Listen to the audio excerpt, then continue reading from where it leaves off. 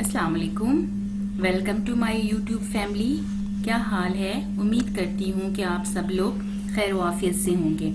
जी, आज मैं आपको मुल्तान के तारीखी मकामात जो हैं वहाँ की सैर करवाऊँगी।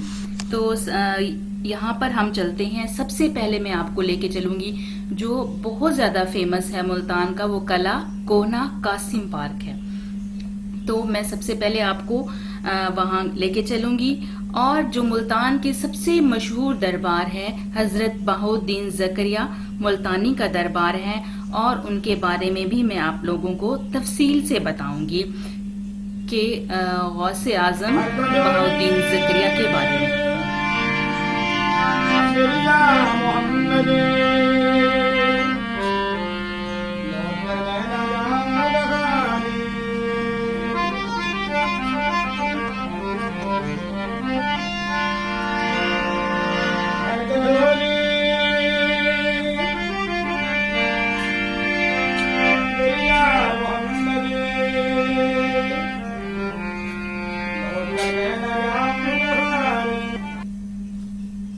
जी, तो शेख रुकनुद्दीन अबुल फतेह 1309 ईस्वी में शेख सदरुद्दीन की वफात हुई और उनके साहबजादे शेख रुकनुद्दीन अबुल फतेह उनके जानशीन यानी बहाउद्दीन ज़करिया मुल्तानी की ये बराह रास्त मुरीद हैं, और इसके अलावा अपने वालिद के खलीफा थे। अपने ज़माने में उनको अपनी ज़िंदगी में ही बड़ा उरूज हासिल हुआ और सुल्तान अलाउद्दीन खिलजी आपका बहुत बड़ा मोतकिद था। उसके ज़माने में आप 2 दफ़ा दिल्ली आए। बादशाह ने बड़ी अकीदत से इस्तकबाल किया और रुखसत के वक्त कई लाख तिनके आपकी नजर किए। आपने वो जो रकम थी उसी वक्त ही मुस्तहकीन में तकसीम कर दी, और सुल्तान अलाउद्दीन का जो बेटा था कुतुबुद्दीन खिलजी और सुल्तान अल मशाइख के खिलाफ था। उन्होंने क्या किया कि शेख रुकनुद्दीन को मुल्तान से बुलाया, और मकसद ये था कि ये सुल्तान अल मशाइख के मुकाबले में एक और बारगाह दिल्ली में कायम हो, ताकि उनका असरो रसूख जो है वो कम हो जाए।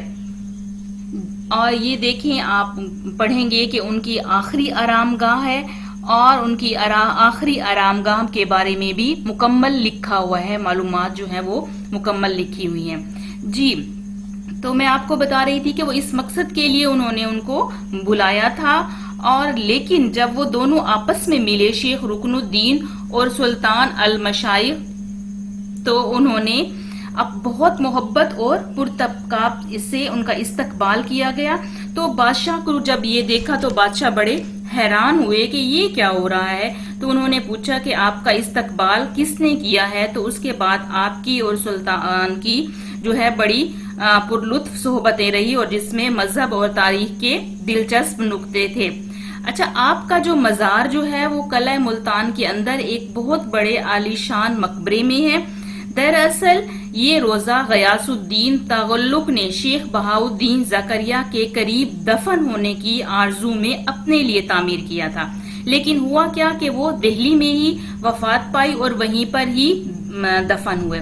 उसके बाद बेटे उनके सुल्तान मोहम्मद बिन तगल्लुक ने ये रोजा शेख आलम की तदफीन के लिए किया, और उसकी जो बुलंदी है वो 100 फीट के करीब है। लेकिन चूंकि उसकी बुनियाद ही 50 फुट के करीब बुलंद हुई, इसलिए ये इमारत बहुत ऊंची है और 30-30 मील से साफ नजर आती है। अच्छा, ये एक कुआं है। इस कुएं के बारे में भी मैं आपको बताऊंगी कि ये बाकिर खान, जिसको शहनशाह जहांगीर ने 1038 हिजरी में मुल्तान और बाद में आगरा और अवध का सूबेदार गवर्नर मुकर्रर किया, जो दौरे शाहजहां में गुजरात और इलाहाबाद का सूबेदार भी रहा। शहनशाह जहांगीर की हजरत बहाउद्दीन ज़करिया की अकीदत और लोगों के इस्तेमाल के लिए तामीर करवाया। मुल्तान में बाकिराबाद और वहां की कदीमी मस्जिद उसी की यादगार है। और बाकिर खान की शादी मलका नूरजहां की भांजी से हुई और बाकिर खान का इंतकाल 1047 हिजरी में इलाहाबाद में हुआ। جی، بہاؤالدین ذکریہ کے بارے میں آپ کو کیسی لگی معلومات؟ اگر آپ کو اچھی لگی ہیں تو کمنٹ سیکشن میں مجھے ضرور بتائیے گا، اور